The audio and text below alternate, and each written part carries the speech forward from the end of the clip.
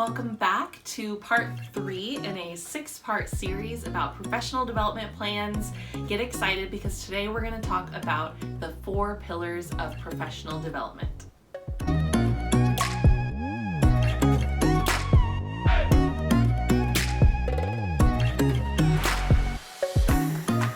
Welcome back, everyone. This is the 3rd video in a series on professional development plans. In video 1, we talked about mission and vision. In video 2, we talked about setting up goals.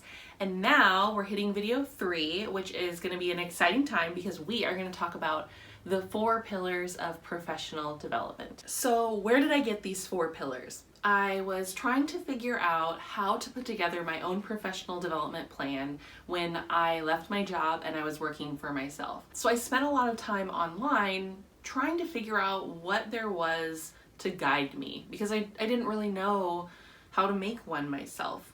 And I found a lot of the same repeating information. There always seemed to be 3 consistent overlapping themes when it came to professional development plans and conferences and anything that's out there that's about development. And those 3 things are improve, engage, and create. Now you might be thinking, that's only 3. Why is it called the 4 pillars of professional development if you're only going to have 3? Well, I'm going to tell you. So there's something that I think is important when it comes to having a small home business that it didn't seem like any other resource out there felt like was a big priority. And for me, that had to do with marketing. So my 4th pillar is promote. I was actually surprised about how little information there was out there, mostly because I think a lot of resources take that idea of promotion or marketing or advertising in some capacity, and they sprinkle that around within those other themes.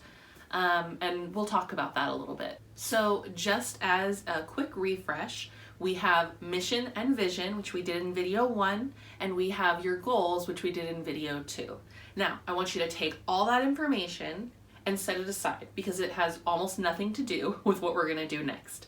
And I promise it will come back into play once we talk about creating your actual professional development plan.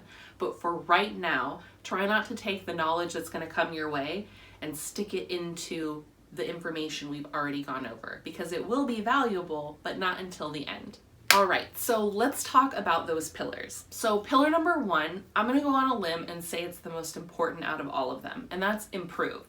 And the reason is because it's all about learning. So the point of this pillar is to take all those little gaps of knowledge and the skill sets that you might not have or that you might not emulate the way that you want, and it's about trying to fill those in. So it's entirely about growth and about development, which ties in a little bit, just a little bit, to the professional development plan. Examples of tasks that would fall under the pillar improve would be things like reading books by experts in your field, listening to podcasts that will help you learn something new, taking online courses or workshops. It's all about developing a new amount of knowledge or a new skill set, something you did not have before.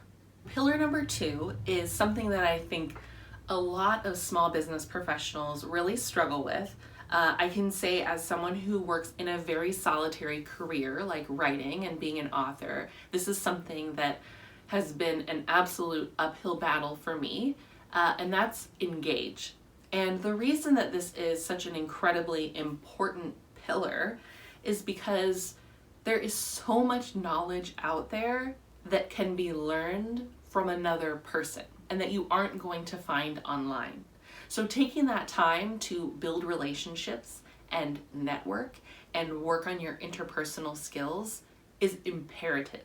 Something that's really wonderful about the engage pillar is that it's not just about networking in the sense of, ooh, I'm gonna try and use this person for my own benefit. Not at all. And I think that that's something we get wrong a lot of times, is we assume that networking means that I'm coming to you to help me. But what it can also mean is that I might be able to help you. There's also the ability to develop a shared support system so that if you're struggling with something or you don't understand something, you have someone to talk to. It's also about going out and just interacting with people who understand what it is you're going through. And a lot of times we assume that as someone who works from home, that we just need to do everything by ourselves, and that's so not the case. The engage pillar will include tasks like attending a conference or a seminar in a topic that's related to your field or on something that you want to improve in. It's about joining professional organizations, participating in local or community events, volunteering. Anything that has you engaging interpersonally would be something that would fall under this pillar. Pillar number 3 is create. Now, you might assume I'm talking about your products. I'm not.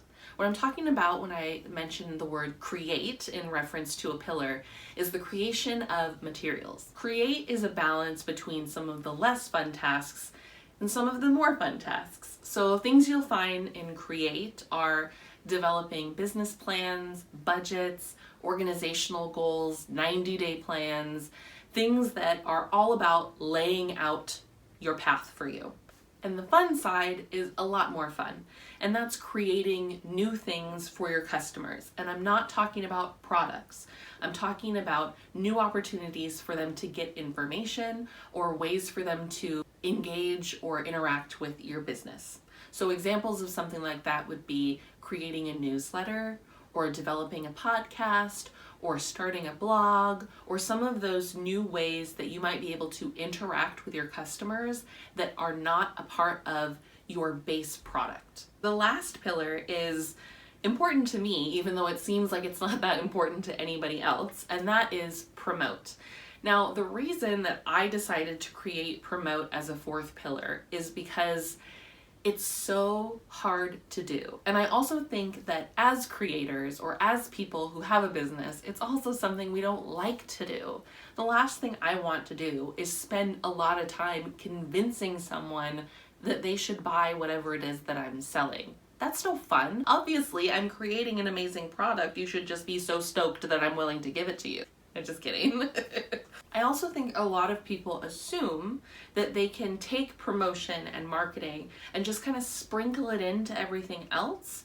And it's my personal belief that that's not enough. Because if you think of something like, oh, I can improve how I market myself by taking this course, or I can promote myself by going to this conference, yes, okay, that's valid to some degree, but you're not giving it the full attention it needs. A huge part of being a small business owner is making sure that your product or service gets in the hands of the right buyer.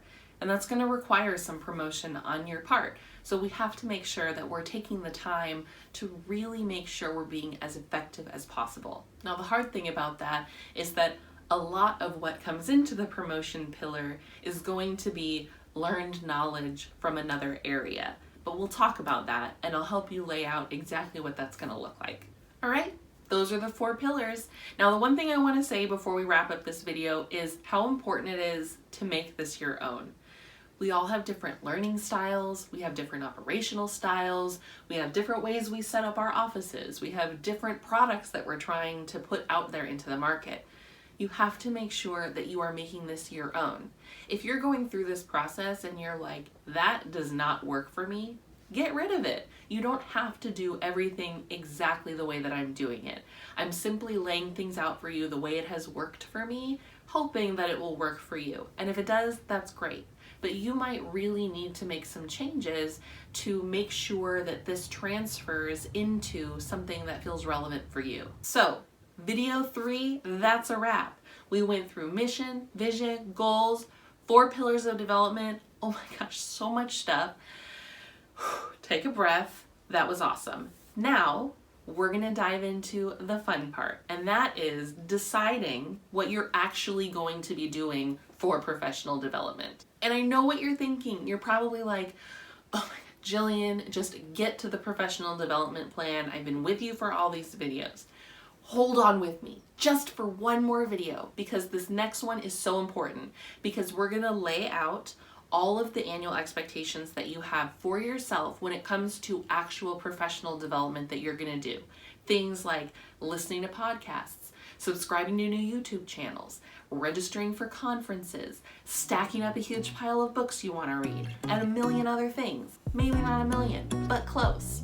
The next 2 videos are legitimately the fun, planning part of the professional development plan. So get excited, because I am so excited. This is gonna be great. I'll see you guys next time.